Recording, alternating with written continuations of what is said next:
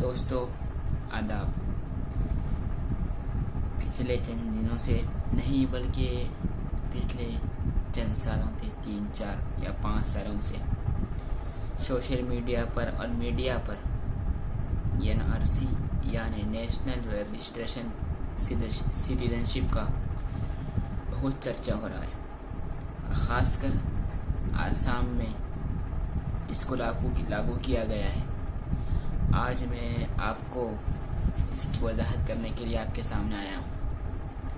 دراصل NRC کیا ہے اور کیوں، یہ بتانے سے پہلے میں آپ کو یہ بتانا ضروری سمجھتا ہوں کہ میڈیا میں جس طرح سے ہوا کیا گیا ہے اور جس ڈر اور خوف کو پھیلانے کی کوشش کی گئی ہے اتنا کچھ نہیں ہے۔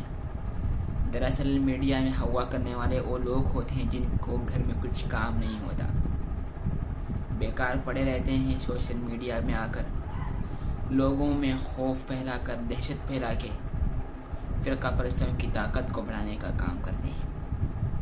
دراصل پہلے NRC میں ہندوستان کے شہر صوبے آسام کے شہریوں کے نام رجسٹر کیے جاتے ہیں، جو مردم شماری 1951 کے بعد اسی سال تیار کیا گیا تھا۔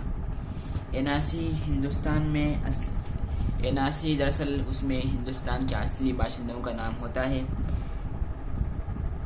اور اس کو اس لیے کیا جاتا ہے کہ تاکہ ہندوستان کا اصل شہری کون ہے اس کی پہچان کی جا سکے۔ جو 24 مارچ 1971 کے بعد جس کی والد یا جو بھی شخص ہو جو ہندوستان میں آ کر بسا ہے، اس کو اپنی شہریت کا ثبوت پیش کرنے کے لیے کچھ اس کے پاس ثبوت ہونا چاہیے، تاکہ وہ لوگ بھی سمجھیں کہ وہ ہندوستان کا شہری ہے اور اس کا نام ہندوستان کے شہری میں اپڈیٹ کیا جا سکے۔ خاص کر 19ویں اور 20ویں صدی عیسوی یعنی 1826 سے 1947 تک اس وقت کی برطانوی حکومت میں نرم رویہ اختیار کیا گیا اور باہر سے لوگ آ کر ہندوستان میں بس گئے اور ان کے لیے کوئی قانونی کارروائی نہیں کی گئی۔ اصل میں برطانیہ دور میں، بلکہ اب بھی آسام میں جو کھیتی ہوتی چائے کے پتے کی، وہاں پر ان کو کھیتی کرنے کے لیے بنگلہ دیش سے لوگوں کو لایا جاتا تھا اور وہ آگے جا کر وہیں پر بس گئے۔ اسی لیے ان کی شہریت کو ثابت کرنے کے لیے حکومت ہند کو کچھ ثبوت چاہیے تھا۔ NRC پورے آسام میں 2014 اور 2016 کے درمیان نافذ کیا گیا۔ ان میں ان کی اولاد کا نام شامل کیا گیا اور ان کا نام شامل کیا گیا جو 1951 کی NRC میں شریک تھے یا 24 مارچ 1971 تک یا 71 کے بعد کسی بھی ہندوستان کی انتخابی مہم میں حصہ لیے تھے یا انتخابات میں حصہ لیے تھے۔ اپنے دستاویزات میں ان کا نام تھا جو حکومت کے نزدیک قابل قبول ہو، جس سے یہ ثابت ہو سکے، یعنی ہم کو کوئی ایسے دستاویز رکھنا چاہیے جس سے یہ ثابت ہو سکے کہ وہ 1971 کے بعد ہندوستان میں وہ رہ رہے ہیں۔ 1971 24 مارچ کی رات سے پہلے وہ ہندوستان میں رہ رہے ہیں۔ چونکہ آپ پورے ملک میں NRC کا نفاذ ہونے جا رہا ہے، البتہ سرکاری طور پر کوئی اعلان نہیں آیا ہے، بلکہ سرکار ارادہ رکھتی ہے تو پورے ملک کے لحاظ سے یہ بات نافذ ہوگی۔ کسی کو ڈرنے اور گھبرانے کی ضرورت نہیں ہے۔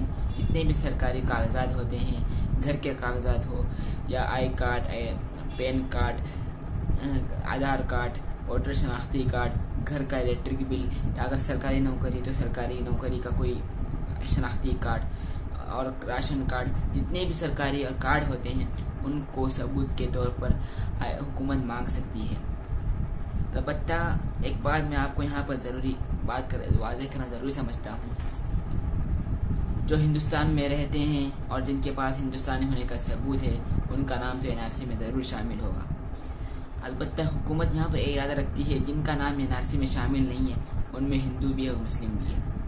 البتہ ایک بات ضرور ہے، یہ حکومت کا ارادہ ہے، جن میں جو ہندو ہیں ان کو شہری بنانے کی حکومت یہ ضرور کوشش کر رہی ہے، مگر لوگوں نے خاص کر اپنے لوگ بھی شامل ہیں، NRC کو لے کر اتنا خوف مچا دیا کہ لوگ ڈرنے لگے کہ آج کے آج کل کے کل ہم کو ہندوستان سے باہر نکالا جا رہا ہے۔ دستاویزات ہو وہ سنبھال کے رکھیے.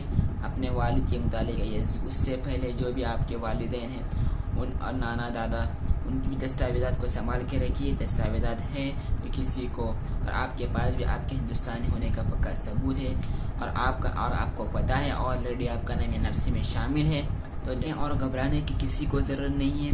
البتہ ہم کو احتیاط کے ساتھ ہمارے پورے ثبوت کو جمع کر رکھنے کی ضرورت ہے تاکہ وقتی ضرورت کام آ سکے اور وقت آنے پر ہم ہلہ نہ کریں بلکہ وقت آنے سے پہلے ہم اس کی تیاری کر سکیں.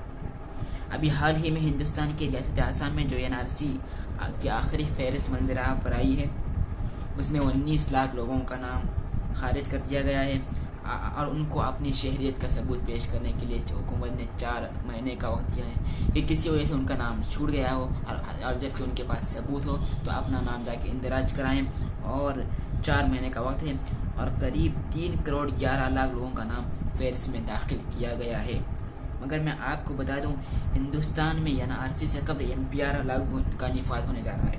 NPR کا مطلب نیشنل پاپولیشن رجسٹریشن. یہ چیز قومی مردم شماری کا ہی ایک حصہ ہے جس میں ہندوستان کے تمام رہنے والے باشندوں کے متعلق تمام معلومات کو حکومت جمع کرنا چاہتی ہے اور جمع کرتی آئی ہے. ہر 10 سال میں ایک مرتبہ ہندوستان میں مردم شماری ہوتی ہے. پہلی مردم شماری 1951 میں ہوئی تھی جو ہر 10 سال میں ہوتی ہے مگر حکومت اس بار ان سب چیزوں کو ڈیجیٹائزیشن کرنا چاہتی ہے. ہر چیز کو ڈیجیٹل میں لانا چاہتی ہے تاکہ جو بھی چیز ہو وہ ڈیجیٹل چپ میں ڈیجیٹل کارڈ میں محفوظ ہو سکے اور تمام شہریوں کے معلومات کو وقتی ضرورت پر معلوم کر سکے. بس اتنا یاد رکھیں کہ NPR اور مردم شماری کا ایک ہی حصہ NPR مردم شماری کا ایک حصہ ہے مگر حکومت نے اب تک کوئی لازمی دستاویزات فہرست نہیں کیے ہیں. البتہ میں نے آپ کو پچھلے 2-3 منٹ میں جو دستاویزات گنائے ان سب کو ہم کو جمع کرنے کی ضرورت ہے. ہندوستانی شہریت قانون 1955 کے دفعہ K14 کے مطابق ہندوستان کے ہر ایک شہری کا نام NRC میں شامل کرانا بہت ضروری ہے مگر کسی کو گھبرانے کی ضرورت نہیں ہے.